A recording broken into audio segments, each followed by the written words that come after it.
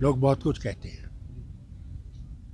जब अंग्रेज़ भी यहाँ 200 साल थे, वो भी ये कहते थे हमने यहीं रहना है। हैं? उस वक्त कौन जमात थी जिनने उसमें हिस्सा नहीं लिया इनको निकालने का? वो इन्हीं की तंजीमें थीं जिन्होंने अंग्रेज़ों से कहा हम आपके गुलाम हैं, हम आपके साथी हैं। उस वक्त इंडियन नेशनल कांग्रेस के लोग थे जो खड़े हो गए। भगत सिंह था, वो 3 उठे और भारत को आज़ाद करने के लिए अपनी जान दी, फांसी पर चढ़ गए। तो क्या आप समझते हैं कि हर एक चीज़ परमानेंट है? अरे हम परमानेंट नहीं इस दुनिया में। कौन ये कहते हैं परमानेंट है? डॉक्टर साहब 2047 बहुत खुशी है कि कोई ना कोई तो पैदल चल रहा है, यात्रा कर रहा है।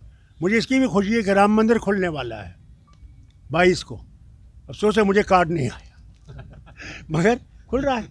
सर वो भी एक चक्कर है। निमंत्रण आएगा तो आप राम शिरकत करेंगे? हमारा है निमंत्रण आएगा तो आप शिरकत सर। भाजपा करेंगे? वाले कहते हैं अरे राम क्यों सिर्फ नहीं? हमारा है। राम सबका है।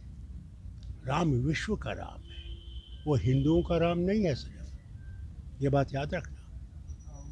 जो विश्व का राम है वो सिखों का भी राम है, मुसलमानों का भी, ईसाइयों का भी, अंग्रेज़ों का भी, रूसियों का भी। हर एक विश्व किसे कहते हैं? दुनिया। चुनावों के आदेश भी दिए दुनिया गए के हैं। हर एक आदमी का राम है। चुनावों के आदेश भी दिए गए हैं। मुझे बहुत अफसोस है, मुझे बहुत उम्मीदें थी इनसे, उच्च न्यायालय से, कि इंसाफ करेंगे।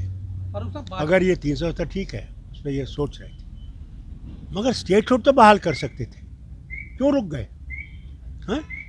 फिर ये क्यों रुक गए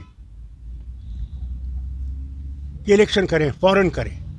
क्यों रुक गए? सर अब सितंबर तक इनको टाइम क्यों दिया?